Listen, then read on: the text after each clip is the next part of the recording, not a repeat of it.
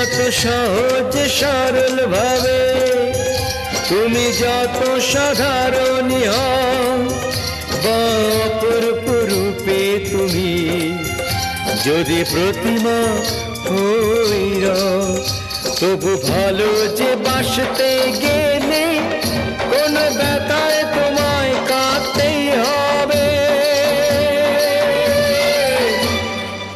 ও মনে রেখো, তুমি যেমন নূপুরি হও, বাঁশি ডাকলে তোমায় বাজতেই হবে।